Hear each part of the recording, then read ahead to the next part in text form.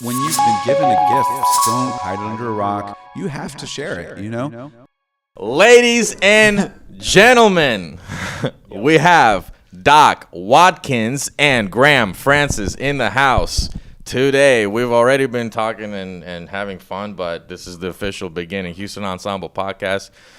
Click like, comment, subscribe right now. It'll take you a second. You're doing it to have great guests and great conversations and support Houston, which we need, and that's what Doc's is going to do, right? Yeah. So let's begin. So we had Graham on the podcast last week as a sort of opener for this kind of podcast, and as well as just to kind of get some momentum going for Doc's, the new jazz club that's coming to town, and that is just about done. Mm-hmm. And opening at the very beginning of November. Mm-hmm. And we wanted to bring Doc in here to be a guest on the podcast, talk a little bit more about it, as it's such a gigantic, cool thing, and we're so excited about it, and it's amazing. So maybe, Doc, we could start off with you just kind of letting people know that don't know you at all, who you are, and, you know, just a little background about the vision for the club. Absolutely. Well, it's mostly hearsay evidence, but I mostly convinced I was born in 1981 on June 11th. But no, I've known Graham for about the last 20 years. We went to UT together, and we were both classical music majors. I grew up. My father was a working jazz musician when I was a kid, and he and my mom had divorced, so he was living in Nevada, and I was growing up in Oregon. But I grew up knowing a lot of that music through my dad's music and some of his albums that he made. But I was a classical musician kind of by training, and then I got my undergrad in classical piano, went to grad school, met Graham, and we both were I think we were the only two classical musicians that snuck off kind of after hours to the other wing Correct. of the building, which was the jazz, and never the twain shall meet. You know, the jazz department and the classical department did not get along. They didn't mingle. I don't know if that's still true today, but we wanted to kind of experiment with jazz, and so we met up playing a jazz jury together and taking a non-credit elective or whatever it was called. And for the last 20 years, Graham and I have just continued to cross paths. He's living in Houston. I'm living in San Antonio. We met in Austin. You lived in New York for a while.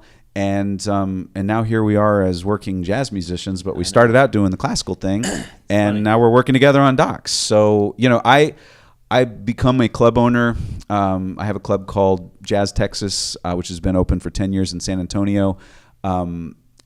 But my training and my history is not in business. It's in music. I'm a musician that got into the jazz club business because I wanted a place to play, and I thought the only way that could happen would be to build something, because there wasn't something in San Antonio at that time. So here we are expanding to Houston, but at the end of the day, I'm a piano player, and I've learned to do these other things to whatever degree to try to, make the music work, and I think Houston is ready for this club, and it sounds like ready. Sounds like Houston needs a spot like needs Doc's. It. Agreed. More than ready. We are desperately in need of it. And also, I was telling Graham last week, but I feel like, one, it's the perfect location. It's got the vibe with the theater, the old theater, and it's nice that the theater is going back to a theater rather than a big Mexican restaurant or a big oyster house, something like that. I was saying I drove by Doc's just a couple days ago because I hadn't driven by it in a while, and I was like, oh man, this looks so good. It's so cool. It's real sharp. I love the white and green steps, Tiles are and gorgeous. You have Doc's on the actual theater sign. Yep. I'm curious where you had to do that. 8 miles of neon That's lights. a lot of that's a lot It's of pretty neon. incredible. It's a lot of neon. Yeah, and it's a lot of club. It's a big space. It kind of harkens back to a bygone era where music venues, supper clubs were that big. These days, your average jazz club might hold 70 or 80 people. 100 seats, which is what Jazz Texas is considered a kind of a medium large or a large jazz club. There are a few clubs that I can think of that might hold 200, maybe 250, but Doc's will hold 300, which might make it the largest, or at least for sure one of the largest clubs in the world, and that is really exciting. It's also, we've got a lot. We've bit off a lot, so we've got to execute, of course. And we have a big kitchen. We have a lot of seats. We have 2 bars. We're going to have a lot of staff. We've hired about 70 people, and that's how many people it's going to take to serve 300 guests. And so, but I believe certain things are timeless, and I think that we all grew up kind of. I don't know how old you guys are. I'm 44, but and I know Graham, you're right about the same. We grew up during a time where, first of all, our generation was the last generation that grew up without the internet. Forget about social media, but we just didn't have it. I know some people talked about it in 1995 or whatever, but I never used the internet until I was really in college. And so, but we also we grew up in a unique time where the world was changing and the world was moving away from the live music venue industry. I watched my father lose his gigs, or at least that the scene just dried up in the early 90s. The 80s, the 70s and 80s were great for clubs, and the roaring 80s, and people were throwing down money and going out and till 4 a.m. hearing bands. And then something happened in the 90s that I don't quite understand, where everybody said, well, I think maybe we're going to go in a different direction, and they started hiring DJs, or they started building smaller spaces, or just these classic supper clubs one by one kind of died off, and they weren't replaced with new ones, And probably so streaming and had something to do with that. Yeah, and I always felt like, man, I wish that I had seen the glory days of these supper clubs. And at some point, it just occurred to me that sometimes in the world, everybody talks about, it'd be great to have this thing. Well, somebody has to go just do it. And I thought, well, if I have the opportunity, I'll just go do it. And maybe it'll work, maybe it won't. So when we opened up Jazz Texas, I had this belief that there was something timeless about a great jazz supper club. A lot of people didn't share that belief, and we had to raise money and kind of fight for, having a kitchen and fight for lots of things. We ended up being right that the city of San Antonio loves Jazz Texas and always has. It's one of the favorite spots in the city. And it's true that people need a good jazz supper club as much as they did in the 1930s and 40s and 50s. And so we're bringing that to Houston. So in some ways, you might say, well, a 300-seat jazz supper club is too big, or it's massive, or whatever. But, up until fairly recently, I guess it was, these clubs were everywhere, in the 50s and the 60s and 70s. It was the norm. You watch this, a movie like Goodfellas, where he walks in and there's all these rooms. I mean, there were clubs like that in Chicago and in Dallas and in Vegas and in LA and New York, and the world changed, and we would like to kind of revive. I don't think we're reinventing any wheels here. We're reviving a bygone era that should not have been allowed to die. I completely agree. And I think it's just interesting because I read an article yesterday that was talking about best cities for live music. And I can't list you the top 10 by memory, but what I can list you is some of the worst cities that I read. And Houston was on there. And what was interesting is Cincinnati was on one of the top 10 cities, and I'm from Cincinnati originally. Right. And that's definitely blossomed, I would say, in the last 10 years, especially since I've been gone, and has an amazing jazz realm and amazing players that come out of Cincinnati. In Cincinnati, there's 2 live music venues, which are basically like small to medium actual focused places per capita, so per 100,000 people. Houston was 1.1, according to what I read. How many was it in Cincinnati? 2 per capita. Houston is 1.1 per capita. Wow. And I thought that was interesting because obviously Cincinnati is a much smaller city. Right. And I believe that the Houston statistic was literally all of Houston. I don't think it was just Houston Metro. Wow. Well, that's a lot. But that doesn't mean there's 1.1 music venues per person, though, right? No. There's per million or something. Per 100,000. Per 100,000. Okay, Gotcha. Yeah, per 100,000 people. And so that was just kind of another. It was interesting to read that because I don't think that Houston is. I wouldn't say it's one of the worst places for live music. Another city that was behind it was Miami, as well as Dallas. Wow. And I was like, that actually just doesn't make sense to me. These lists are well vetted. It's like World's Greatest Dad. It was written by something like that. This is by the Clever Real Estate Agency, which is like a big data analysis company. I'd be Obviously, yeah, it's really hard to quantify that. Yeah, and like, you know, some be places particular. I wonder, like I know that in like places like Miami are highly seasonal, which can make it hard for any restaurant or venue to operate because you have to have continuous, because you can't just lay everybody off in the month of June and then hire them back. I mean, you know, I guess you can, but it's not ideal. Well, let me just make sure I make this very clear. I'm not saying this as a bad thing. I was saying this as a surprise when I was reading it. Yeah. And So you're saying we shouldn't open? no. I'm saying we absolutely should. A couple phone calls here, guys. You absolutely should, and it's much deserved and much needed. But I think that what I was reading was just unequivocally not true. Yeah, because that's of not been my my experience. I mean, we all play anybody's here all the time. experience here. Well, you know, I'll tell you, and I don't know the reason for this, but I'll just tell you from personal experience that it, you know, so we built Jazz Texas. We're building Docs, and we also built a software company called Turntable, which does online ticketing and marketing for jazz clubs and for small music venues. And so I've really put all my eggs in the basket of smaller, intimate music venues versus the Live Nation venues, you know, and large theaters. And so one thing you have to do every time you start something, whether it's build a club or start a software company, is you have to raise a bunch of money because it's very expensive to do it. So you have to find people who are willing to invest. And most people are not interested in investing in smaller music venues. I mean, there's a reason that Live Nation doesn't have jazz clubs, because it's just not worth their while. They're looking for something that's going to generate $100 million a year, you know, on average or whatever. And you know, Taylor Swift, one of her concerts will generate more revenue than Jazz Texas will generate an entire year. So you need to find people who are willing to write a check to do something that most people don't believe is a good idea.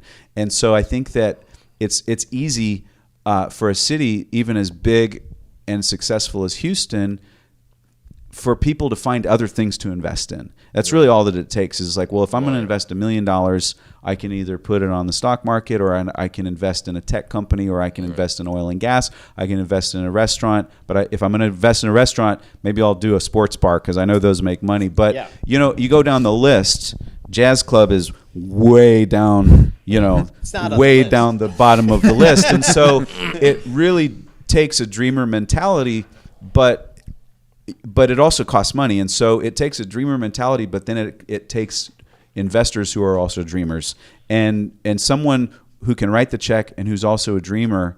Those people are very hard to find. And I have been incredibly lucky to find those people that are willing to back this venture, you know, but it's hard to do. So it's the type of thing that it will die if we let it, you know, unless we have to actively keep it from, like, I'm not worried about the oil and gas business. They're going to be fine. You know, like there's certain industries that they're going to be just fine. Irish pubs are going to be fine. Like certain restaurant concepts are going to be fine.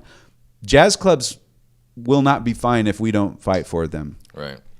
So, okay, two questions. You mentioned Taylor Swift and you mentioned the funding process. So I want to start, first of all, about the funding process. Did you get incorporated? Are you going the banking route? Are you going the talking to as many people as you can? Like as much detail as you want to explain. What is the process of like approaching people, being like, I have this system, and do you have to show them proof? You have a proof of concept.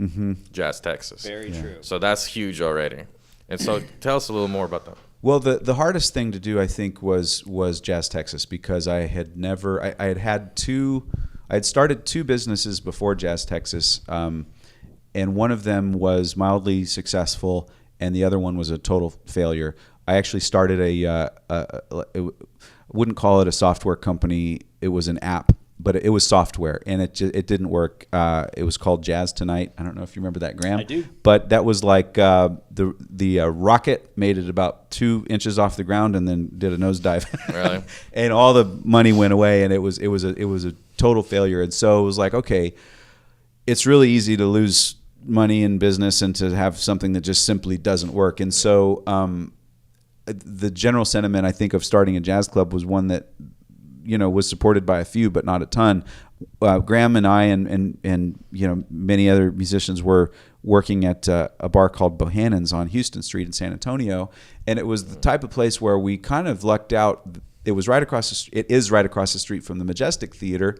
You would have all these people from the symphony and from Broadway come over and hear us afterwards. And so we developed this following of all the people that you want to know in this business. People who are into the arts, people who have money and who would endow the arts and all these different things. And we had just enough people who were dreamers and who were willing to write a check, say, hey, if you ever want to do your own venue, I'll support it. And it sounds simple, but that process probably took 2 or 3 years.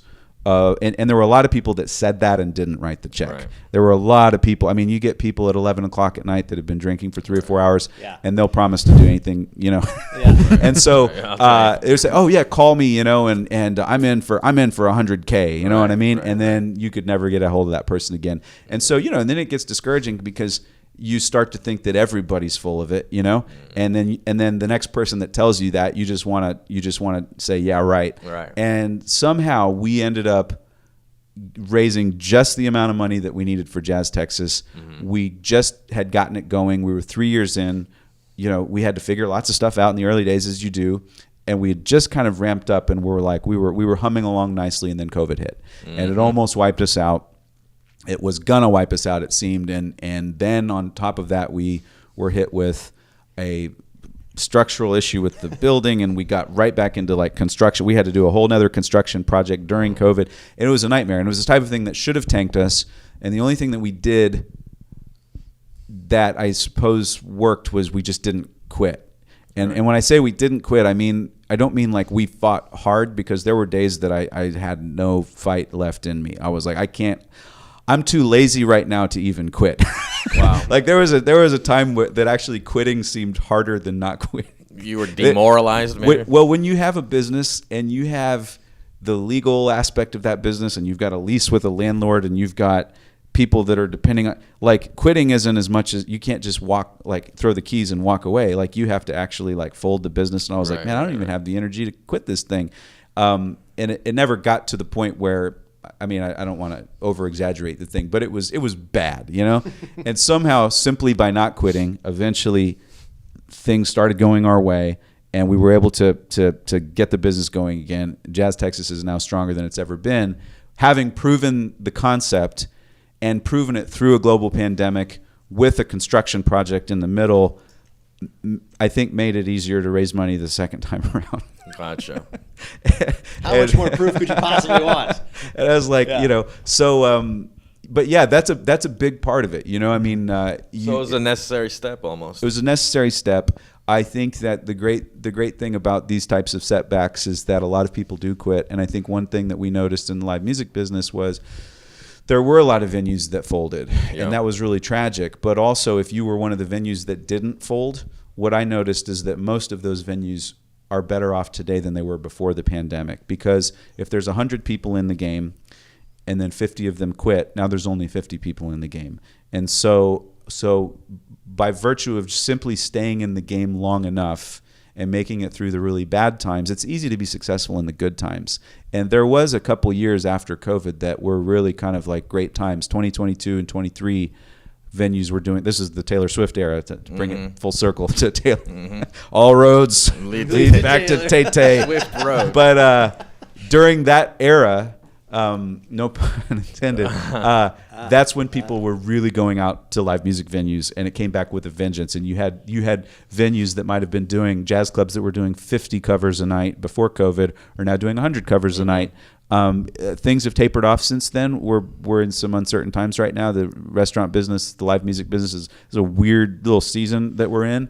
But the ones that didn't quit came out better off than before, as weird as that sounds. So, but I'm thinking our interpretation, because during COVID, Houston Ensemble, we were playing like every day.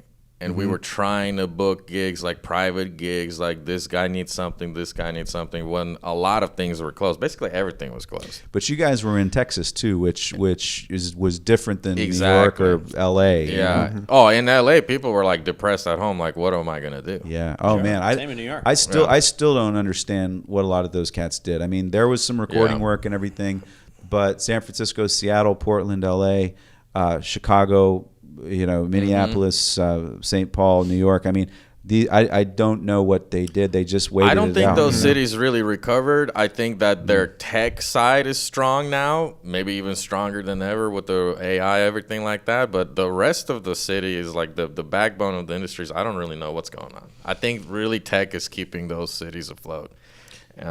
It's I don't quite get it. I mean, I know some musicians in Los Angeles that are doing really well.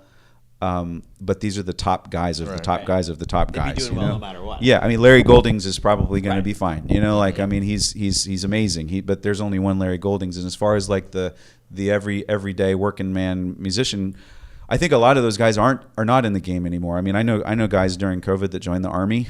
Really? And I mean and I mean that that's always there's always every year musicians will join up with the Air Force or with the Army band and things. But I know great musicians that got into construction or that just quit altogether and moved to the family farm or joined the military or whatever. So I mean, a lot of these cats didn't come out of it, But the super top ones, I mean, the better you are, obviously, there's always going to be some opportunity there for you, and you can always teach and things like that. But yeah, it was rough, man. Yeah, definitely. In the seasonal aspect of it is very, very noticeable too. And you said something about it just now about sort of a weird seasonal thing that you're feeling. And I feel like I really noticed it maybe 2 months ago here, but I also caught wind of it from restaurants and from places that I work for. And them saying the exact same thing. And it's like, it wasn't necessarily just about music, but it was about the whole industry in itself. And it's also sort of like real estate, Right. That's also a very seasonal thing. And I've said this before, but I feel like music and the music industry or performing is also a little bit like real estate business, because you're working for yourself. Yep. You're making your own clients. You only get paid for what you do, essentially. Or if you can create something that has a passive sort of way too, that's available. But I think that Houston is saturated with talent and music and a rich history of music, but I think that the infrastructure for especially live music particularly, and more particularly jazz and jazz inspired music, lacks a bit. And so that's why I'm so excited about the club being here. And I've told everybody too that I talk to, I'm like, I can tell you because I've been to Jazz Texas and experienced it, and it's amazing, and it's exactly what it should be, especially as a performer, like a player. Like that's where you want to play. Yep. Just the experience that way. And then the crowd, the people love it, and then the food's really good. And I tell everybody, we're going to be fine. Right. This is going to be awesome. Well, it's an exciting time. It is an uncertain time, but having now lived through a few of uncertain times, when we started South Texas Jazz, which was my first entrepreurial endeavor, in the back of a van, and Literally pulling a piano around, Literally. and playing 3-piece gigs in the 105-degree heat. I started that company right when the big recession hit of 2008, which affected. Of course, it was a housing market thing, but it affected real estate, which affected restaurants, which affected music. Yes. It was in many ways starting a jazz company in the middle of a recession in San Antonio, Texas, was the worst timing I could have possibly. But I didn't know back then that was bad timing, and I didn't even know that real estate and interest rates and housing market and restaurants and live music were even connected. I was too young and naive and dumb to even know that it was hard, so I just assumed it was always this hard and just kind of pushed through. Then, of course, there was COVID, and there's always these little dips, and restaurants close and restaurants open and clubs close and open. And because of Turntable, we really get to see the entire small music venue world nationally, and every few months there's a venue that closes. Even in the best of times, even in the good years, there'd be a venue that just for whatever reason, they got into a lawsuit with their landlord, or they just didn't want to do it anymore. Like, there's always venues coming and there's always venues going. And I think that even though we're in these uncertain times, if you have a good strategy and a good approach to how you're thinking about your industry, it's going to be okay. It doesn't mean that, look, the bottom could fall out tomorrow and we're all screwed, but not freaking out, I think, is the most important thing, which a lot of people do. It's like times get tough, the stock market crashes, and everybody freaks out and quits, right? And that is what happened. A lot of people threw in the towel super early on in COVID, before any of the government support came in, which was very helpful to all of us, but they were just like, we quit. It was like the guy that folds in poker before they even started betting. And I think a lot of people just wanted to, they were just done with, they were done before COVID hit, right? So, but my point is that we have the opportunity now, post-COVID. COVID changed everything. So did 9/11. 9/11, that was kind of like my kids' relation to COVID might be like ours to 9/11, right? It changed the live music business. It changed touring. European tours were different. Like traveling internationally, carrying your bass with you on a plane was different, right? Like, it changed things. There are these disruptive events that happen, and we get the opportunity to redefine our industry. And we have that opportunity right now. And we don't know what the live music infrastructure is going to look like. But I believe that Zoom lessons and mobile recording studios is not the final answer to the whole thing. And nobody wants to live in a world like that. No. Right. And everybody's like, oh, it's AI. We live in a new world. We're the post-COVID AI world. It's all going to be digital. Well, do you want to live in that world? Because you don't have to. Right. We can create a different world. And I was always really inspired by an interview that Steve Jobs gave, where he said the single most critical moment for him is when he looked around and he realized that the entire world that he lived in was invented by people that were really no smarter than he was. And he was a genius, of course. But really, the world that we live in, the food that we eat, the cars that we drive, the music that we listen to, the chairs that we sit in, were all created by people that dreamed them up and then made them. And most of those people were just fairly ordinary, no more intelligent than the four of us sitting in this room, right?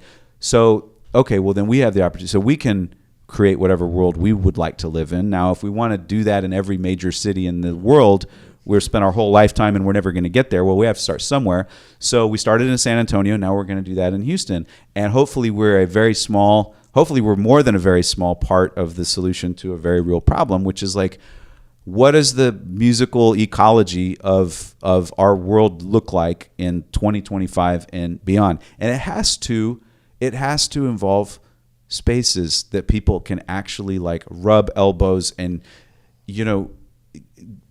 man, especially with social media and all the toxic, stuff there, and people just love to just get on there and fight, right? But you get everybody in a room with music and they stop fighting and they start getting along. Yeah. And I don't want to make this too romantic, sappy kind of thing, but I believe that we need to recreate the world of music.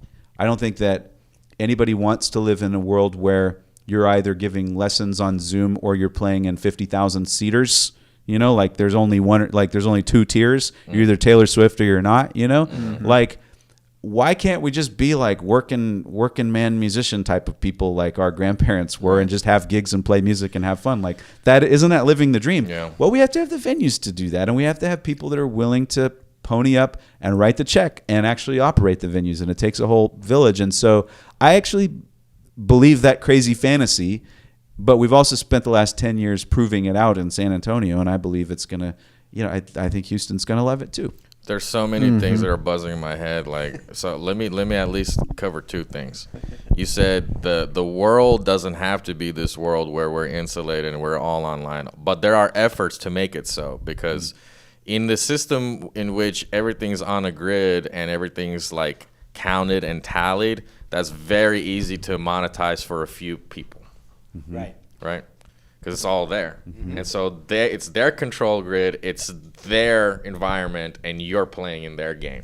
Mm-hmm. But there is this also human side of it where we feel well, that's not a playground I want to be on. What about that? Mm-hmm. Right. What about simply the fact that we have this desire as human beings to be social, and the physical touch and the presence of people cannot be compared to Zoom. It doesn't matter how cool, how much the latency is perfect or whatever. Right? Now, also regarding things like Taylor Swift, and I had a lot to say about this. Actually, this reminds me of a very famous, well, I don't know how famous it is. It is famous to me, but there's a large multinational entity called Davos, and they're connected to the World Economic Forum. And Is this on Iron Man? Is this on Iron Man? I don't. What is Iron Man? Tell me about that. The movie with Robert Downey Jr. Wasn't this the bad guys that were fighting? You know, these bad guys are always based on real bad guys, and that's the funny thing about it is like we're drawing inspiration from things that are happening. And so, like, even in the new Mission Impossible movie, Tom Hanks has to fight an AI entity that's trying to cheat everybody, kill everything, you know. And that's like, it's relevant. It's relevant. But what on the real world is happening is you have tech bros and billionaires who have always been awkward, maybe individuals from a young age, and they become adults and they become rich. So now they're awkwardly rich.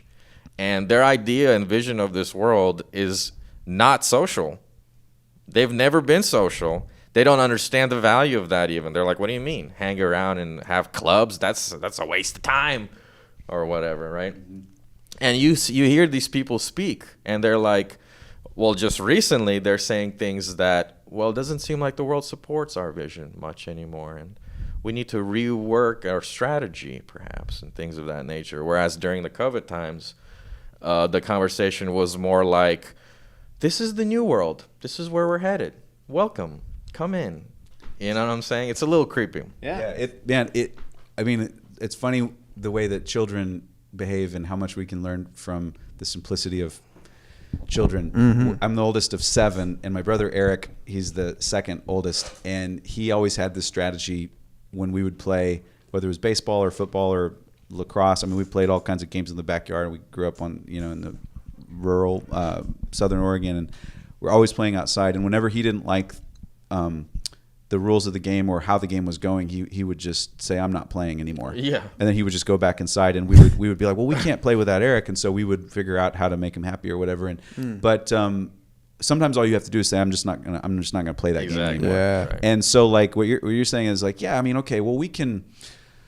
I can't get excited about the idea of trying to rally and we're going to fight Mark Zuckerberg, and I don't have the energy for that, and he's got way too much money, and we're going to lose that one, So this is not like, hey, let's like go and rise up. Like, no, like I'm just not going to play that game. It's just I'm just not playing. So I'd like to play a different game, and thankfully I've been really blessed to have friends and family and investors who are willing to support that vision. And we're not trying to be as big as Mark Zuckerberg. We're playing a different game, but we have the ability to make up our own rules to our own game and to play that. And I think there's enough people that want to play that game with us. Sure. We don't need 1 billion people to play our game here in Houston. We need thousands. Yeah.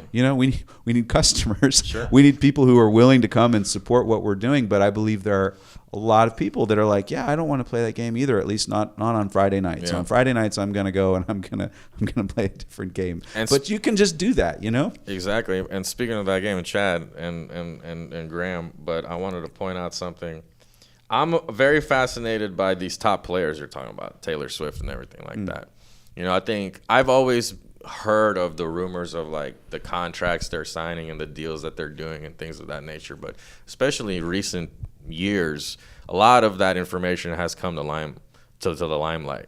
And it's a drama machine in and of itself that's kind of fueling the whole industry, but things are kind of in the light, as it were, and it harkens me back to these lyrics by Taylor Swift, and I'm going to give old Swiftie a little shout out right now, but she tells in her lyrics the nature of her business, and it makes me think about what she's going through. So she says in the pre-chorus here, hey, or this is the chorus to the song, which is called The Life of a Showgirl. Oh, yeah. Right. Okay, and this is a collaboration with Sabrina Carpenter. They just released a video last week that's not doing terribly well, actually, considering their audience. Yeah.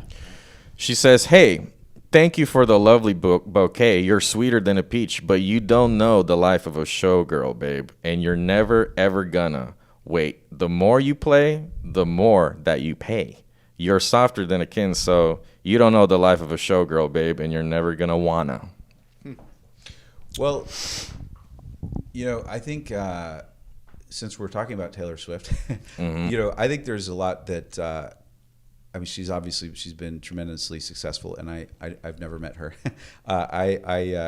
She's been more successful than just about anybody, I think, right? In a fairly short span of time. However, there's a really, really huge lesson that I think can be learned from Taylor, which is people forget that, it's like, what do they say? It's overnight success takes 20 years or something like that, Right. And one of the quotes that has stuck with me that I always forget and I have to remind myself about is we always overestimate what we can do in 1 year and underestimate what we can do in 10 years. Yeah. And there are a lot of overnight success cases in the music industry, but Taylor was not one of those because she started when she was like, there's videos of her. She's been at this for over 20 years. Right. Yeah. And so it is She's actually a seasoned veteran. It's actually okay. Like, well, in some ways, her story is a huge inspiration because it does show that. And I'm not saying that that there weren't all kinds of things involved in whatever contracts, and she had help and family and all this stuff, but she stuck with a goal for years and years and years, and she had her ups and downs, and it took her 20 years to become a billionaire, but she started when she was 12. I think maybe and we sometimes decide I want to become a professional musician, and you're 22. Okay, well, don't expect to. Right. It's not going to happen by the time you're 25, Right. And so, she is a really interesting case because, and the Beatles are similar in the sense that they were an overnight success that spent 10 years playing in strip clubs in Germany 8 hours a day. Right. And, as musicians, and this is whether you're in music or in business or in the music business, I don't think it really matters. I think true success does take a long time. And it's this daily, I always think about, like writing a novel, how long that, when we were in school, I would have to plan out, okay, what's my master's recital going to be? And I would have to plan that out 18 months out. And then I would practice 3, 4, 5, sometimes 8 hours a day for an entire year just to put a program together. It took... For one show. Brahms worked on his first symphony off and on for 25 years.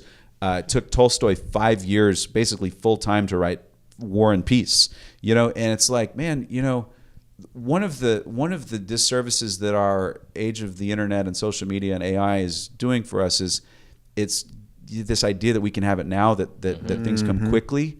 I started when I was 7 practicing piano every day. I'm 44 now, so what is that? Not good with math, but whatever, 37 years. Yeah. And Graham, I'm sure you're the same, Graham. And it's like, I've been at this thing for going on half a century, and now some great things are starting to happen. But of all the artists, when I look at some of these guys, they just come out of nowhere and they made a beat or something, or they stole a beat and now they're like a billionaire and they've got their own clothing line. I'm not talking about anyone in particular, but Taylor is one that it's like, man, she was writing her own songs and going on talent shows when she was like from the earliest age, and she stuck with that for a quarter of a century, and now she's a big deal, To be fair, it's probably a combination of, there's many stories that are a little bit different. There's some stories that I come to mind, for example, with Billie Eilish and her brother Phineas. Mm-hmm. The PR story is that they're sweet siblings and they started in their parents' bedroom and they always lived with their family, and it was very quaint. But looking into it, both of the parents were in the industry, the HBO writers, and they plugged into Vogue magazine and Esquire, and they had these publishing deals ready, and then they released a PR story, which is the siblings. Sure. So it was a calculated thing. Made to order, yeah. It was a made to order calculated step, which had PR and everything behind it, the machine.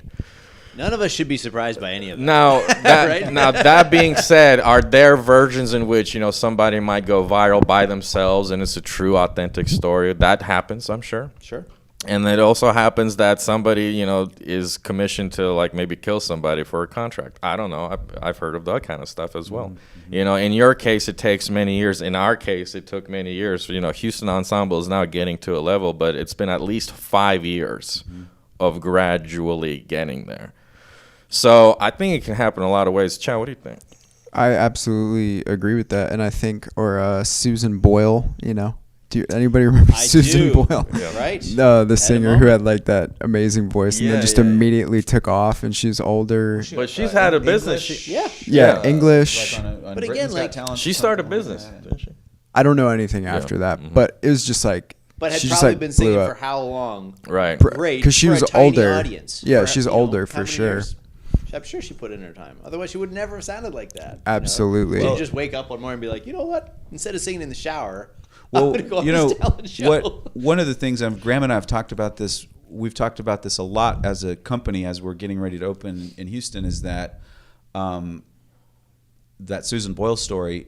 There's a lot of those out there. I think of people who finally got their shot, but they were in their 50s. You know, and I'm an optimist when it comes to talent. I think that there is a ton of talent out there, and you know, people have asked, well, you know, do you think that a jazz club would work in a city of 100,000 people or 500,000? Like, I don't know what the number, like how big a city needs to be in order to support a live music venue like Doc's. But I do believe that there's lots and lots and lots and lots of talent out there, more than we realize. And when I say talent, you know, I don't know that there is such a thing in the purest form. Like nobody just wakes up, you know, one day and start singing like Susan Boyle. Like Graham said, she's probably been doing it since she was a little kid, and she probably had family members that were singers too. And so, but there are people in every village and every town that that have that, but we don't have the venues to support them.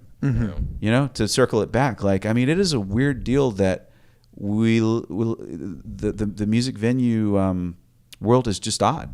We just need better venues. You know? So it's kind of like this. Like you're talking about the 70s, 80s. It was like this kind of maybe peak American expression, but the summit of the music industry, entertainment, television, radio, and it was like this kind of golden age. And then it fell off. You have Napster, you have streaming services. Now you have DJs that can just show up and do that.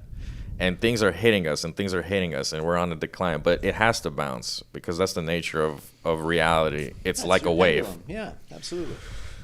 Now, I had a lot to say about that, but Erykah Badu's coming to town. Yeah, I wanted to say something about that because you were saying, you know, a quarter of a century takes a long time.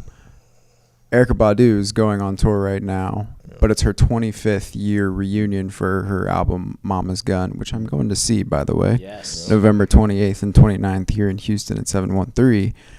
One of my favorite artists. And so that album is 25 years old now, and that was her second album. And I can't remember her exact startup story, but I know that she started young in Dallas and just started, you know, doing her thing. And then that first album was just like, okay, this is amazing. So it's interesting to see somebody like her progression. Obviously, she's so talented to me, but she's not on Taylor Swift's level at all, really. Yeah. It's more niche. But there is still a gigantic audience where she can do this cross-country tour. 2 days. And there weren't many 2-day cities, actually. I thought that was interesting. Houston was one of the only 2-day cities that I saw. And I think just the always putting something out, always continuing, like what you were saying earlier, just straight up not quitting. That is a huge thing. And so many artists that I also enjoy, it's just like you can go back in their discography and be like, oh wow, there's all this like early junk kind of, but they just never stopped, and then eventually got picked up, and they just keep getting better. And I think a lot of people also like to see the sort of exponential growth in an artist too. Like it makes you appreciate the stuff that might be worse. But then because you like them so much, you're enjoying the exponential part of it too. Well, and I think without some of the not great records of, you know, the early days of whomever, those later records don't happen. Like, you got to Yeah. get some of that stuff. Like, that's part of the experience of learning your craft and getting better at what you do. And if you don't get some of that less good stuff, by whose metric I don't know, out of the way, then like you don't ever achieve that next level. Right. You know, I'm thinking of every record I've ever made. They're all worse. Yeah. I'm still waiting for the good one. We were talking before the podcast about Yevgeny Charlap, who is a composition professor at UT. We were like the same age. He was like a prodigy, you know. Yeah. And I think he might have been 30, and he was already on faculty teaching composition. Right. But he said when he was, I think he immigrated from Russia. He was like a Moscow Conservatory. Then he went to like Eastman or something. And he said that his professor, he was out, I remember, because, you know, he used to chain smoke all day out there, you know. Yep. And he said his professor at Eastman told him, because as a composer, you compose all these works before your opus 1. Yeah. You know, no composer's opus 1 was actually the first piece. That was the first published piece, you know. And he said he had a professor who he says, you know, I'll let you know when you've composed your opus 1. And he was like, I'm 30 years old. I still don't know if I have my opus 1. It's like he still hadn't gotten to opus 1 because, you know, sometimes a composer's opus 1 doesn't come until they're in their 30s. Like, you have to compose a lot of bad stuff. You have to put out a lot of bad albums before you get to the good one, you know. And somebody once said, I think that you know, if you're worried that you haven't written a good book, the problem is actually that you haven't written enough bad books. Yeah. You know, you have to do that, and so, and I love you know, talk about the size of the audience. You know, you can be Taylor Swift and have millions of fans, but you can also have a very small audience, and if they're willing to support you, and you're able to do what you want to do with your life and make a living and pay your bills, whether you have mansions all over the world or not, I don't think really matters, because I think happiness in a career sense is simply being able to do what you love with people that you love for people who you love. You know, if you don't love your customers, you're going to be miserable. If you don't love the people you're working with, you're going to be miserable. And if you don't love what you're doing, you're going to be miserable. If you can check those 3 boxes and only have 10,000 fans, well, what's the problem, you know? And you go skiing twice a year or whatever, like you can be a happy person. There was an article that came out 20 years ago, I think, called 1,000 True Fans. I think it takes more than 1,000, but the idea is like, can you build a career with 1,000 fans? And this guy was making the point of, yes, you can. And so, you know, you see artists like Joni Mitchell and Bob Dylan who would almost intentionally alienate parts of their audiences. You know, just when Bob Dylan, you know, was at his peak, he started writing music that a lot of people didn't like. And they're like, hey, man, we want more of play the hits, you know? And he was like, no, I don't, like, I have to do my thing. And if that means that I have a much smaller audience, then I'm okay with that. He had a big enough audience that he could afford to whittle it down. Right. Graham and I, we can't lose too many. you know, we got 300 seats at Doc's. You know, we got 299 is not going to cut it dead. But you know, Joni Mitchell would do the same thing. You know, just when she would have a hit record, the next record would be like, you know, what do they call it, the Dark Horse album or whatever, like the Springsteen thing. And because to her, she was happier writing the album that she wanted to write, even if 1/10 of the audience actually wanted it. And so, you know, you really have to ask, like, what is the definition of success? If you're trying to make a lot of money, then you should not be in the music business, because there's a lot of easier ways to make a lot of money. Right. You know, I think stealing is probably one of them. Yeah. Like, you know, you go be a bank robber. You have better success being a really strategic bank robber than being a famous musician. So, like, there's other ways to do it. But so the definition of success, I think, should be doing what you love with people that you love doing it with, for customers or for fans that you love. You know, and if you can't check those 3 boxes, you're just never going to be happy. So it doesn't matter how many fans you have if you don't like your audience, you know. Yeah. Well, I see it. Great. I see it all the time. It makes me think about, like, all the people that I know. There's courage that has to come with, like, waking up at 6 a.m. or 5 a.m. every day and going to that job that you don't like, and then coming home in 2 hours of traffic and crying about it, and then doing it for years. Yeah. There's a certain courage that's required of that, but it's also a certain amount of spiritual sleepiness that is required. Like, you have to, I think, dull yourself out, or kind of accept the inevitability of things on a certain level, or maybe even give up psycho-spiritually in a sense, to just be like, well, I'm just going to do this. Because why? Because every day it's painful, and yet you do it. And so there's a familiarity in that pain for you, but it's not healthy.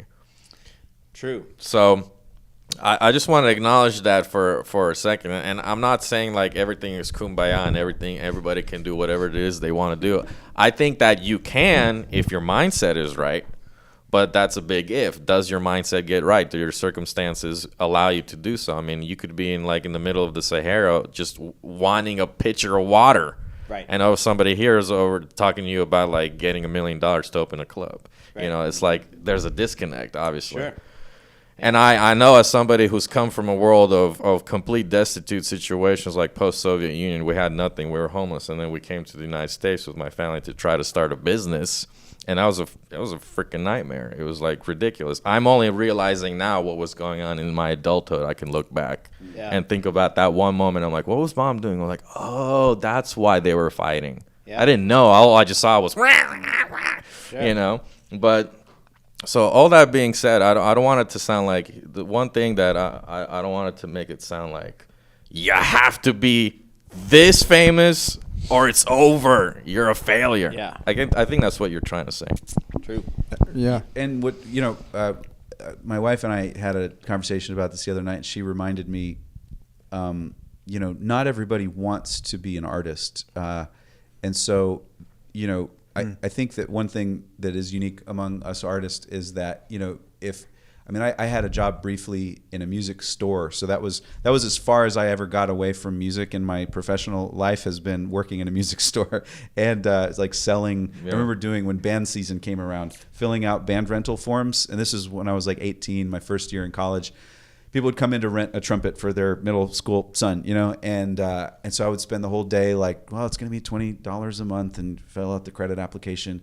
And after a few weeks of that, I was a 18-year-old, 19-year-old kid, and I started to think I had like chronic fatigue syndrome or something. Because like I can't get out of bed in the morning, and I was so miserable at that job. Yeah. I was absolutely so miserable. I was like, I'll do anything to get out of this job, and I was like, there has to be something wrong with me, because all of the other workers at the store didn't have a problem. They were joking around and happy, and I would just be like, I think there's something wrong with me. And the pain that I felt of that monotony of filling out the band forms every day, for some reason, I mean, maybe I'm just a total weenie, and I just have no tolerance for that type of thing. I think that's true. But I had to realize that's not everybody. Like, a lot of people are happy to do that, Yeah. A lot of people are happy to spend 2 hours in traffic a day, go and connect wires, and be an electrician, or be a librarian, or sell musical instruments off the rack. Like, we all have our different thing that we're happy. And for some people, living the dream is being a librarian in a small town. That's right. I mean, a lot of people like, this is amazing. And kids come in here, I help them learn to read. For me, I would be miserable. So you have to do a lot of kind of like introspection to figure out not so much what makes you happy, but what is the thing that you can be happy doing multiple hours every day. Right. And it's always funny to me where people talk about how much they hated. People talk about taking piano lessons as a kid like it was for me taking swim lessons. Like, I was terrified of swim lessons, And they talk about going to piano lessons like it was a hostage negotiation with their parents. Like it was torture for them to take piano. And I'm like, I could play piano all day long and never get bored. But a lot of people, like, that is the worst thing they could ever think of doing, is being forced to sit at the piano. Yeah. So we all have our thing. Yeah. I realized that I'm able to play piano for hours and hours on end with no food or water and be perfectly happy. So that was the thing I decided to do. But everybody's got their things. And I do think it's up to each person. You have to do some introspection, some soul searching, some deep work to figure out what is the thing that you really do enjoy. And not everybody has the privilege of getting to do what they love. Like, I want to be clear. Like, we are the privileged few, because there are people living in abject poverty and in war zones, and that is the last thing on their mind, is like, what's the work that's going to make me happy? Like, they're trying to survive, right? So we're so privileged that we get to do that. But I do think that a lot of people never ask the question. Yes. Mm-hmm. Okay, so do you agree with this? Somebody said this to me. I've heard it a few times. There's the idea that, this sounds very cruel to me, but on like some kind of logic, I can see it. It's the idea that if you are, let's say right now you're an individual, let's say you're an 8-year-old child, and you have a distended stomach because you're diseased, and you can't find food, and you're malnourished, and you have no shelter. What I heard was that, well, that is because something in your previous life or energetically was off. So now there's like this karmic punishment or something. And so it makes me think like the people that have the drive or the desire to ask themselves what they want to do, maybe it's coming from something in the past, or what is it? My question is, what is it that makes one person think and the other person not want to think about that? You have any idea? I don't know. I'm gonna. I was literally driving yesterday or 2 days ago or something, and thought exactly about this. Huh. Yeah. And I don't know if it's the doctrine of reincarnation itself. I'm not sure which, whatever, Buddhism, Hinduism, something like that. I don't know what the specific doctrine is, but obviously I've heard that too, where it's like, maybe you were a killer in the last life, so you're coming back as a cricket. Right. But I don't think that's how it is. And I don't think that's how they say it is. And I don't think I think anybody that I've listened to talk about that, and I'm not saying this as like it's not an argument. I'm just I don't speaking know. what I've heard. Yeah, I feel like we're going to some Joe Rogan places right now. I don't know. It doesn't have to go to Aliens, man. Even These if it ideas is, are thousands of years old. I think what they say is, let's say even if it is true, even if that was true, you don't operate with that. Like you don't operate that, oh, that person's homeless because they were a bad person in their past life.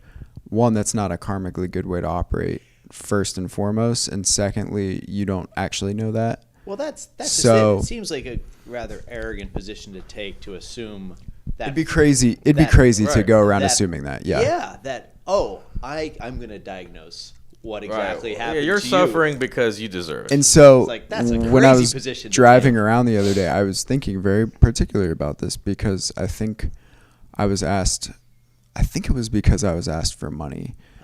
And I was like, usually I dish out money if I'm asked. Yeah. Just because, whatever, just make the person, I don't know. Yeah. I don't care. Right. Just sometimes I do it. Yep. The other day I was in a bad mood and I got asked for money, and I've been dishing out a lot of money for a lot of different things. And I was like, you know what? I don't have it today. Right. I don't have it today, but pretty much every other day. And I was like, man, I wonder, it's just so weird that I'm very grateful. That's the first thing that comes to mind. It's like the fact that I can be born and just have great parents, loving parents, have all these experiences that I have, essentially live my own life, play music, do all this stuff. It's like crazy to me, and I will never take it for granted. Pretty fortunate. And so it got me thinking about that. It's like, why did I get that, and why is that not happening to so many other people? And I don't know. I don't think there is an answer for that. All I can say is that probably at the end of the day, you just need to make sure that you're grateful for it. And I think make that known and try and help out where you can. And we're not going to understand the secrets of the universe and the secrets of why things happen. Maybe not just now. Yeah. 100 years from now, whatever the podcast world looks like 100 years from now, they're going to have the same conversation. I think they're still going to be kicking that football around. And that's fine. I think that's part of the human condition. There's a question of why, which is what you guys are asking, and there's a question of, well, what do you do with whatever you've got or whatever you know. Right. And I just, for some reason, I kept going back to an interview that I heard with Woody Allen that like really struck me. And I'll take a little rabbit trail if you don't mind, but sure. Where he was getting interviewed about his stand-up comedy, and it was this book that this guy was writing about trying to like dissect stand-up comedy, which is a really hard thing to do because humor is really hard to explain, right? And he was like, what is it about your jokes that make people laugh or whatever? And Woody Allen just said, I don't know why people find me funny. And I don't know why they find my jokes funny, but I've just learned that there's a certain thing about me that I don't see that they do that they think is funny. and it's not my job to figure out why that is.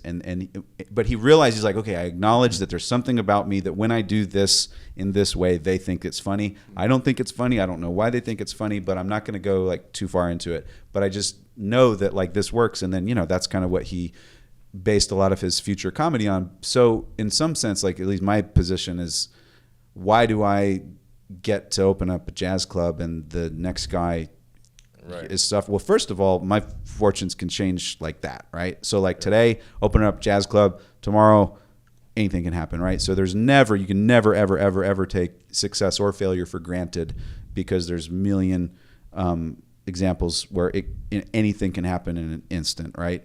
So you can never take it for granted. But right now, I'm opening up a jazz club, and this guy's not, right? Well, why do I get to do it and he does? I don't know. All I know is that for whatever reason, at this moment, I've been tasked with opening up Doc's in Houston, hopefully on November 4th. Yeah. Right. But the question is, okay, well, you've been tasked with this. This is like a big blessing. This is a big thing. So I have the responsibility to my fellow, mankind, man and woman, right? To like not screw this up. Like when you've been given a gift, don't just like hide it under a rock. Don't be like, well, I'm so too insecure, I don't know if I could do that. Like you have, like you have to share it, And so it is a very heavy thing. Like I don't know why I've had a really amazing career, because I'm not smarter and more talented than the next guy. I'm really not. I think average in so many ways. I can't point to like any like pedigree. I didn't come from any money or whatever. Like just for whatever reason, I've managed to have, Graeme has too. Like we've both been, it's just worked. We've just built something and it's worked.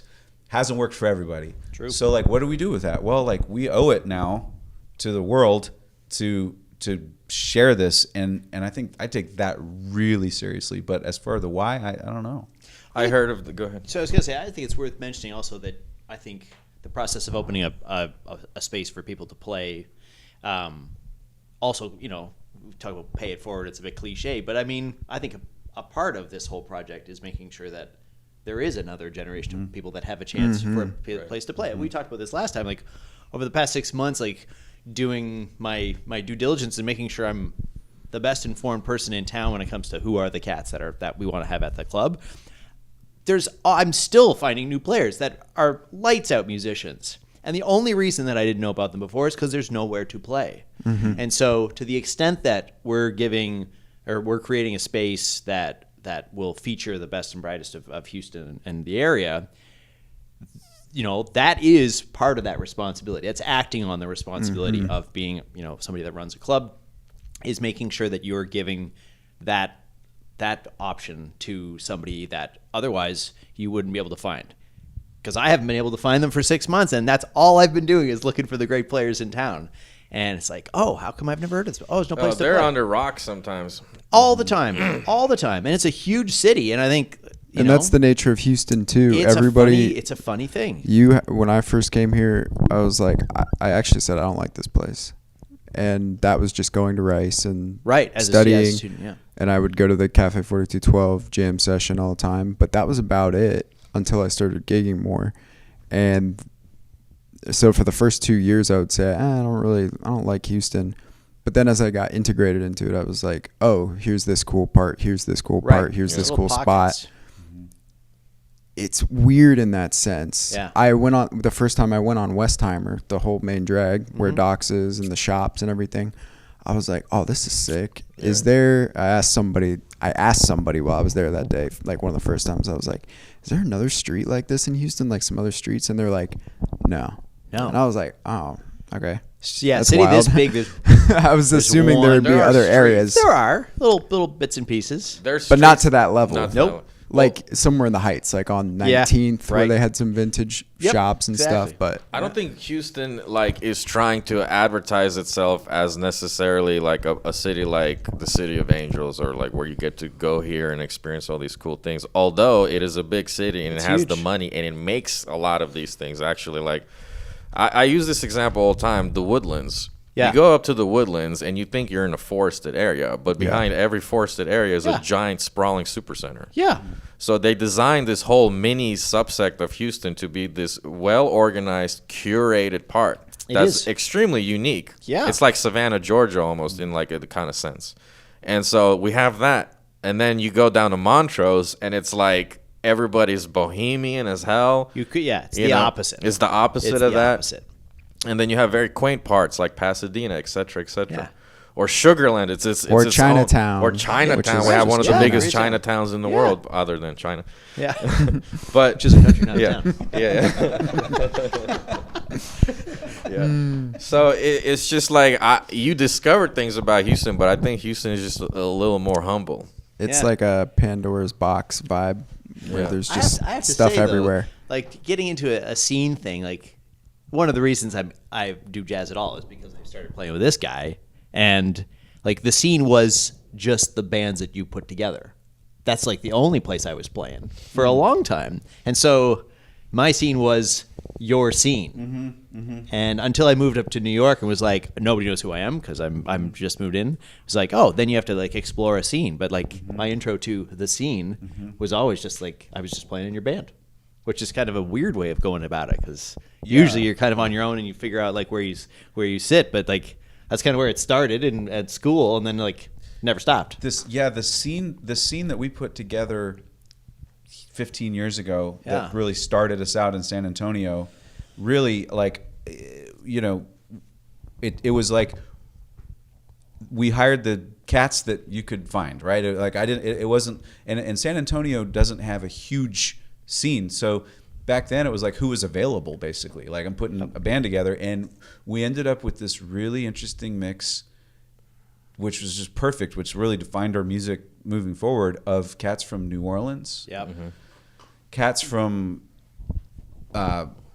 San Antonio, but you know, Texans, you know, but then also a handful of cats like Logan, who were just, you know, world class, very serious kind of modern jazz musicians. You know, went to North Texas, and so there was this very like very serious jazz scene meets kind of San Antonio culture meets New Orleans, because when we started South Texas Jazz, it was right after Hurricane Katrina. Yeah. And so there were a lot of New Orleanians that moved to Houston, obviously, but then some of them kept going and ended up in San Antonio, like Pierre Poiret and Brandon Rivas and Dave Woodard. Right. And so it ended up being the type of scene where everybody had a good time. Yeah. And it was just as important that, you know, there was a good hang and that it was a good party as that the music was good. And probably sometimes the music even suffered a little bit because the hang was so fun. And it was like, hey, we were supposed to start 20 minutes ago. You know? But you could also make the opposite point. That it, well, Right. I mean, I think that's Cuts both the ways, better right? the better point is that Yeah. that makes because, you know,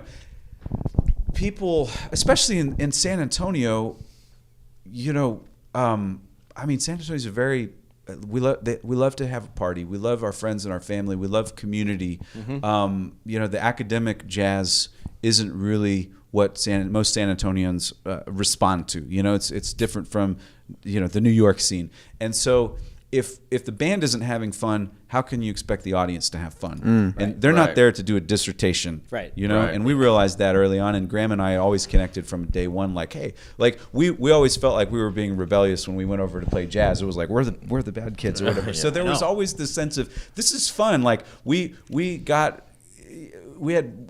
tons of stress being academic. Yeah. Classical musicians. We didn't need more stress. We didn't volunteer for more stress, but like jazz was a release. Jazz was just for fun. I've never thought about that, but that is so true. It wasn't like Playing let's marimba see 8 how we hours can a make day. this harder on ourselves. Yeah, it's like Yeah. this is where I can finally chill the hell out. Yeah, it was a respite. It was an a great escape point. from this very very academic world where everything had to have a reason and everything required tons and tons of practice, whether you even liked the music or not, and and everything was judged based on whatever criteria your teacher decided on that day. And it was like with jazz, it was just a way to just get out and just breathe and have fun and play music. And so I think that's probably why we connected so well with these New Orleans guys, because I remember one of the first gigs I ever played was with Brandon Rivas, and he had just moved from New Orleans, where he was for 13 years and had to come back because of Katrina, and I was all stressed out because I was new to jazz, and I was like, am I doing a good job? You know, like, is this okay? And he goes, just relax. It's just music. Yeah. It's just music. How could you say that? Yeah, I know. But it was like It's the most non-academic thing you could say. It's actually the most respectful great. thing you could say of music. Is it's like, because music doesn't take itself too seriously, No. you know, and Right. it's not there. Like, we're not there for music. Music is there Right. for us, I think, Right. you know. And he was like, dude, just like take it easy. It's Yeah. just music, you know. We're not. This isn't rocket surgery, you know. And so Yeah. like he really helped set that thing up, and I think we've kept that ethic. But there are different scenes in different cities, you know. You guys know the Houston scene much better than I do. But for me, I feel that music ought to breathe within a community and be Yeah. part of the life of a community, you know. Yeah. That's what it's supposed to do. I started to have fun playing music when I felt like I was always having fun. It was feeding the soul. You guys get it. Sitting Yep. at home hours and hours, right? But when it started to communally feel fun was when I let go a little bit. But that coincided with like attaining a certain level of competence as well. Of course. Because you're fluid, and then you're like, now I can speak. Yep. This is cool now. Yeah. We're We're all having a talking conversation now. with the band. Right. Bingo. And a fun gig we had in San Antonio, it was a corporate gig, but it was fun. We played for Six Flags. Yep. Oh yeah, And I remember we were in this large hall where the they had German food hall. beer, whatever. Yeah, And there was several hundred people sitting there, and then we were kind of running this live karaoke thing, which was a challenge in and of itself, playing all the songs, random songs, whatever they wanted, because we didn't limit them on the songs. Wow. Any song. It's a tough gig. That's a tough gig. But we just had so much fun. Like, on paper, that's a tough gig, dude. Right. But we just had so much fun, and all these people came up, like little girls and boys came up, old ladies came up, whoever, and they were singing booty music and like Latin music and country music and whatever. And it just dawned on me, I'm like, okay, like this is like music is some kind of gift. You can't explain it. I don't know. You could say chemicals, blah blah blah, frequencies, blah blah blah, but I don't think that's sufficient, really. And so to take this too seriously and to not take every opportunity to just have fun with it. I know that sounds simple, but you're kind of doing a disservice onto yourself, I would say. What do you yeah, definitely. I'm right in agreement. Like, relax. It's just music. Like we were saying about like there's a place for the academia. There's a place for academic jazz, and to give it its due diligence and the history and the learning of it and the language. But at the same time, you never want to get stilted by it because it's such a great thing that brings people together. Same thing in COVID when we were playing. Didn't have anywhere to play, but we facilitated an outdoor spot to play every day. Yeah. Just me, Armin, and Corey, who play saxophone, upright bass, guitar, sax. Great workout. Sure. You know, hours a day. sharp. And then people kept coming out every single day because they're like, oh my God, this is so therapeutic. Right. Right. And just brought so many people together, met so many great people. And then they're like, hey, my dad has a house with a stage in the back. You guys want to do Right. a live stream? And we're like, okay. Yeah. You know, it just that. And then it accumulated. But the gift of music, you were talking about classical music, actually. And we were talking about it very enthusiastically before we started rolling. I want to at least touch up on that a little bit because I think that was a huge part of your musical journey, right? Mm-hmm. Yeah, I mean, it's, you know, I started piano when I was 7. Like I said earlier, my dad was a musician. Played a lot of lounge gigs, restaurant gigs, club dates. You know, played all the Sinatra stuff and Joe Beam. You know, all the the American Songbook. So I grew up hearing that. I fell in love with classical music around the age of 12, with the music of Chopin and Rachmaninoff and Beethoven.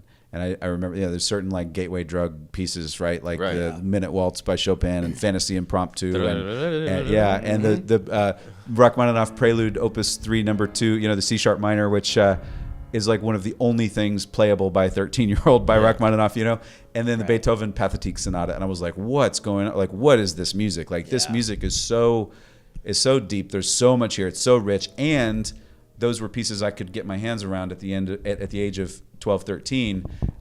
And so I just became obsessed with it. And I was playing a competition in Medford, Oregon, or Ashland, Oregon, actually, one when I was 16 or 17 in high school, and one of the adjudicators was the new professor of piano at Southern Oregon University, Alexander Tutanov, who is a Belarusian pianist who studied with Lev Naumov at the Moscow Conservatory, and then and immigrated and went to North Texas and got his master's, and then got the gig as piano professor at Southern Oregon University. So here I am, like, I didn't know any Russian, didn't really know Russian music, Russian culture, literature, anything like that. And I meet Alex at the age of 16. I was 16 or 17. He was probably about 30.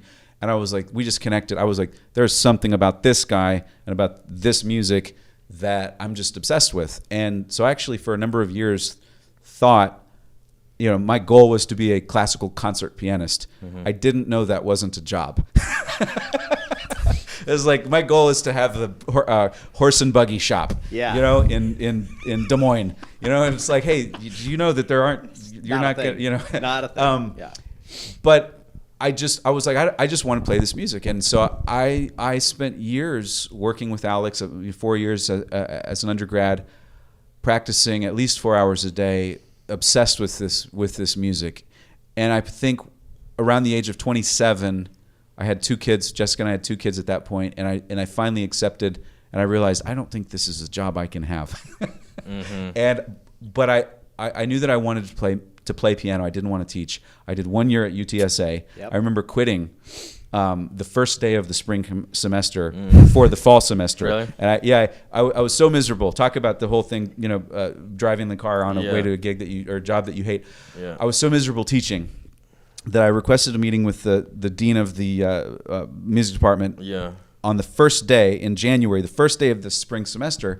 And I said, Gene, I just want to let you know that I'm not going to be coming back, next semester to, on faculty. I want to make sure that you've got enough time to replace me. Yes. And he goes, well, we just started the semester. You can't quit now. And I said, no, I'm talking about fall semester. You already knew. It was January, and I said, I'm quitting for September. Right. And he goes, wait, so you're going to stay for the? Yeah, I was like, yeah, I agreed to do 1 year here, so I'm going to stay through the spring semester. And he was like, nobody's ever quit 9 months in advance. So I was like, no, I hate this. And I was just honest with him. I was like, this isn't for me. I have to be playing every night. And so I realized the only way to do that was to play jazz, because there were lots of gigs on the Riverwalk. Right. And so I was like, okay, so if I become a jazz pianist, I can still fulfill my dream of being a performing pianist. Yeah. I just have to learn different repertoire. And so I had to teach myself jazz. And this all happened kind of concurrently with finishing up the DMA at UT. Yeah. And so I, studied some piano with Jeff Helmer and tried to learn jazz. But he already sounded great. Let's just be clear about that. One thing I will say. So first of all, my bebop chops, not good, never been good. I have certain things in jazz that I'm not the guy to call for that gig. Okay. If it's a bebop gig, I'm good for rhythm changes and B flat and F, but not B. God help us all if that ever happens, right? But one thing that I noticed is that if you've played a lot of Gershwin and a lot of Rachmaninoff and a lot of Chopin and a lot of Bach, that first of all, the music of Gershwin that's considered jazz comes fairly easy to you, because those sounds are familiar to you, and you know what harmonies get that sound. And then you realize that Gershwin, more or less contemporaries with Ravel and Debussy and Rachmaninoff and Prokofiev, and you're like, okay, they were different schools, but they were still kind of, I've always believed that, and actually Bill Evans was the one that showed Miles Davis Ravel and said, listen, man, these classical guys, we should check them out, because I feel like they already have some of the answers that we've been looking for. Right. And if you listen to tunes like Blue and Green, which is allegedly written by Miles, but I think everybody knows Bill Evans really wrote that. They were drawing from that well. And so I kind of looked at those stories and thought, okay, well, if Bill Evans was pulling from Prokofiev and Shostakovich and I think Kabalevsky was one of his favorites, and Ravel and Debussy. Well, I think I can do it because I know those composers, and so my jazz playing has maybe sounded a little too like Liszt meets Rachmaninoff meets Oscar Peterson at times, but that's my style. Yeah. And by the time I really learned jazz, I was already in my late 20s and had been playing piano for 20 years. So it's not like I was going to start from scratch and learn jazz from square one. I was Yeah. going to do my version of it. And Yeah. I think Graham could probably say the same thing, the way that he plays drums, I mean, 100%. I mean, all of my training, we talked about this last time, is classical music.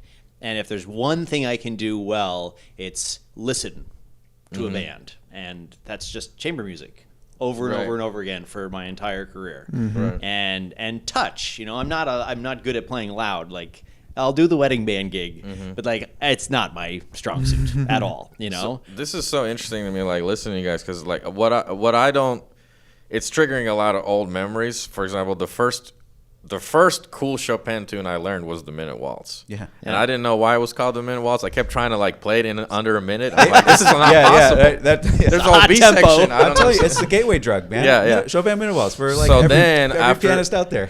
Exactly. But then I learned the Ocean Etude by also Chopin. But it's like rolling arpeggios. Yeah, it's pretty hard. A flat, yeah. A flat. Yeah. And then the Winter Wind Etude was Yeah. all that stuff. Yeah. And I was like, dang, this is crazy. But it hadn't been like classical music like that. It wasn't like that before. It had more of like section to section kind of feel before this romantic period. Yeah. And then it just blasted off, right? Right. So I was very fascinated by that era. And there are so many Russian composers that were doing that on an even crazier level. One comes to mind is Shostakovich string quartet, C minor. It is the nastiest, most depressing sounding thing. It just sounds like the guy wants to kill himself. Like that's what it sounds like in a string quartet. And then it dawned on me that this structured way that I was being taught music was not jiving with me, and it led me to jazz, probably in a similar fashion as you. I remember asking my teacher, Xu Mei Shao, who was like a legendary Chinese teacher, and she still lives in Houston. And I asked her, piano or guitar? piano, Piano. Xu Mei Shao, and I asked her, "Can you improvise?" And she was like what? She's like, I just any kind of, can you improvise something? And she was like, okay. And she just made up this Bach fugue, which sounded epic. It was like a perfect Bach fugue with all the moving parts. But then I was like, I don't want to do that though. Right. That's not the That's improvisation not I want it. to do. Well, it's back to the rules of the Interesting. game thing. Yeah. Like the classical era, early Beethoven and Mozart and Haydn, there were more or less rules to the game that they were playing. That whether you were composing a sonata or a Right. symphony Right. or an opera or just a minuet or something. There's certain things you did and certain things you didn't do. Right. Beethoven was kind of the one that kind of came along and said, "Well, I'm not playing those rules. I don't have Right. to do that." His Yeah. Opus 111 sonatas Right. in 2 movements, which was scandalous. know. It's so funny to think The about nerve. The nerve. There's only 2. It's supposed to have 3 or 4. How dare you? But there's these different periods of time where just like you mentioned that there were the glory days in the 70s and 80s. You had 4 channels on TV, and if the president was on, your night was shot. And then it fractured. Like there's these periods where things kind of crystallize and then they break apart again. And so the classical era was something that was very kind of measured, very structured. Then Beethoven came along, and he was the rebel. He was the rule breaker. That's like, I'm going to push the boundaries. That sort of bled into the Romantic period. And I mean, I'm making sweeping generalizations, and you have to think of literature and Goethe and all these. But that freed up composers to say, well, maybe we don't have to follow certain rules. Right. Maybe a 32 bar song form is not the only way to do it. Maybe I can write in 34 bars. But a lot of jazz musicians, whenever the first 34-bar jazz tune came along, they probably revolted and said, "This is crazy. I'm scratching these last 2 bars out. This is stupid. Why would you do that?" It throws everything off, right? So there's constantly this evolution, and then things kind of crystallize into a new type of structure. And what's interesting about the Russians is that the Russians' mastery of form was never their thing. And I'm sure that maybe there's somebody that will someday watch this and say, wrong. But like, you've got Tchaikovsky's B-flat minor, Tchaikovsky's first concerto, which everybody loves. And it starts and there's a theme, bum, bum, bum, bum, bum. And then the theme never comes back. You're not supposed to do that, Yeah. But It has to the Russians were less concerned about form than the Germans were, than Brahms. Like Brahms was very objective, And you have these different schools. Some of them are more free, others are less free. And it's up to us as artists. We get to actually choose which club we want to belong to. So there was the period practice or performance practice group at UT that played harpsichords and stuff. Yeah. And I stayed far away from those people because it was like, this is how they played it in 1720.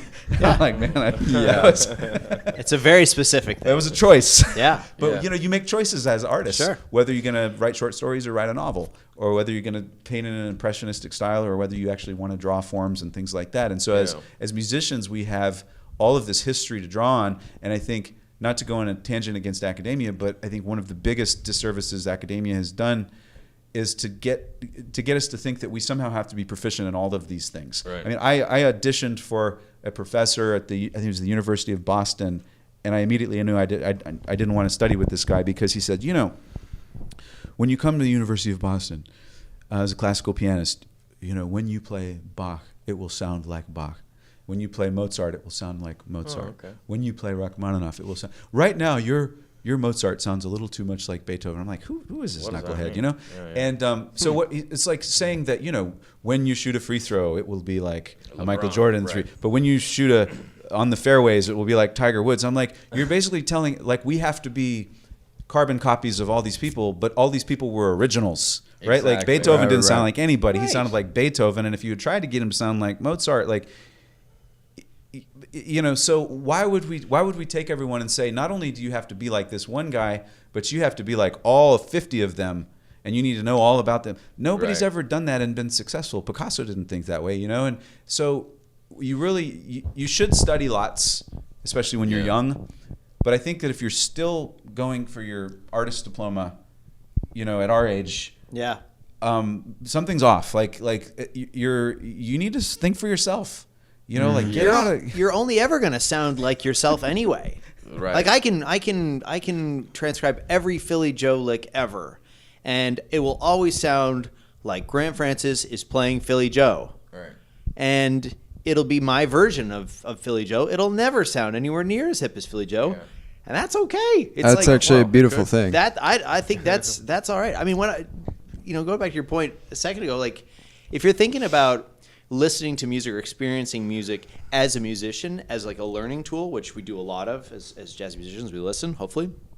I think I'm always reminded that the process of watching somebody great play is an experience of seeing what someone else thinks is permissible within this jazz form. And every person you watch is going to have a different concept of what is quote unquote allowed. And so to that extent, I'm not saying you can just do whatever, because that is generally not a good idea. But within the swinging tune that you're playing, there is an enormous amount of language. You can tell that story, going back to our language analogy, a million different ways. And the more you listen to people have a conversation about this topic, to extend the metaphor, I think the better you're able to do it. You're always still going to sound like you. Right. But you just accumulate that language, and seeing what's permissible allows you to be more like yourself, and a lot less like you're trying to be somebody else, which you can never do anyway, Yeah. Yeah. I love to cross genres or mediums or whatever and talk about so like Quentin Tarantino. Just what you were saying reminded me of Tarantino, because he knows the forms better than anybody. He knows like five-part film structure. He's seen all the films. I don't think anyone on the planet knows more about film history than Tarantino. I get that sense. And yet his films don't follow that. They happen in reverse, like Pulp Fiction. And you're they're like basic, like Inglourious Bastards is basically like 3 scenes, they're really long scenes. Yeah. Or he rewrites history or whatever. And so, he did learn the forms, even though he didn't have a teacher, he didn't go to film school, he didn't have any formal training. He's an incredibly smart guy, and he worked in a movie house, and Right. But as soon as he learned all those forms, then when he did his own thing, he broke all those rules, but he did it in a way that was quality. And so you just see this time and time and time again of having to find your own voice, and the introspection, what do I want to sound like? And I will say one little side comment. There's an artist that I'm a huge fan of. I think we all know she's incredible, Veronica Swift, jazz singer, and she's now exploring her rock version of herself. I don't know if you guys are familiar with Veronica, but new? What's that? Is this pretty new? The rock Yeah, stuff? she's always wanted to be a rocker, but she has this band called Dame, and it's like it's rock. I mean, it's like an '80s metal rock band, and she's singing and she's like jumping around in a unitard and the whole thing. Like, she's not anything like the Veronica Swift that you've heard. Veronica Swift can sound exactly like Ella Fitzgerald, and I mean, like, it's uncanny. I just saw that. Freaking beautiful. It's bananas. I mean, she's just like, she's amazing. It's beautiful. I think the greatest, female jazz vocalist on the planet. As far as somebody that can sound like Ella, and she knows that, and that's what everybody wants her to do, and they will pay her lots of money to do that. But so she said, well, what I want to do is I want to have a rock band. And just like Bob Dylan and Joni Mitchell, she alienated a lot of her audience, probably most of the audience. I think rather than alienate them completely, they just said, look, let us know when you're singing jazz, we'll come to that, but we're not interested in your rock thing. Because I mean, it is a total diversion, but good for her, because she's like, no, I don't want it to say like, here lies Veronica Swift, really Ella Fitzgerald, in new skin or whatever. Like, I mean, she's like, no, I want to do me. And that's what so whether you like it or not, at least good for her for taking the risk, because she's taking an enormous amount of risk and throwing her career under the bus potentially. Well, she could, but she's like, I don't care. It's gonna sound good though. Well, that's the other thing. Like, who's to say it's just not? She just has a different audience now. Exactly. And if she's doing the Ella show, or just a jazz thing, then like, okay, a certain bunch of people will show up. And if she's doing the unitard, wouldn't it be like it's different? Wouldn't it be like unfortunate though if she ended up being like a total like perfect carbon copy of like Tina Turner? They just end up being Tina. Wait, Turner. it was great. It was Ella, but now it's. But Tina. no, I've seen the music world react.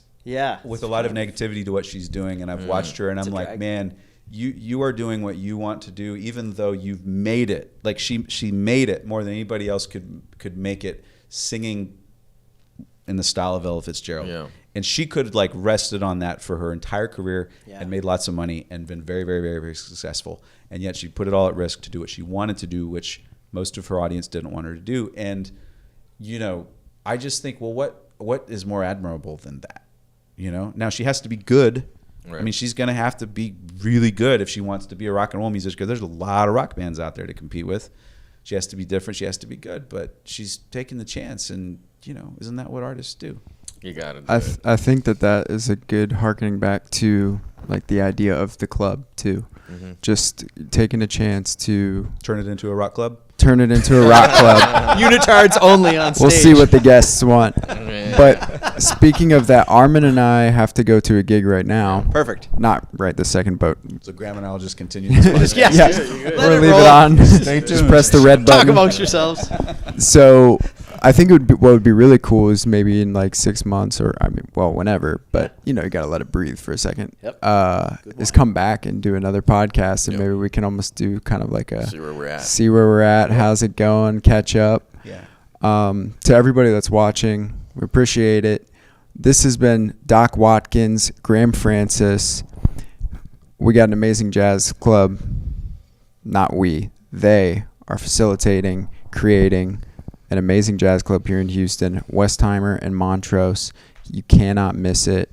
We're going to put the information in the description. We're going to put everybody's information in the description. And on our last podcast, you got to see a wonderful drone aerial shot from your Instagram of the podcast. That was awesome to see.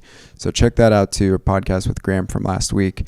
And we want you to go to Doc's Jazz Club as it opens at the top of November. Be aware of it. Follow Doc's. What's the official Instagram? I just followed it the other day, but I want to. I think it's Doc's Houston. I think it's Doc's Houston. Yeah, you're going to know what you're looking at when you go. Doc's Houston on Instagram. You'll see it.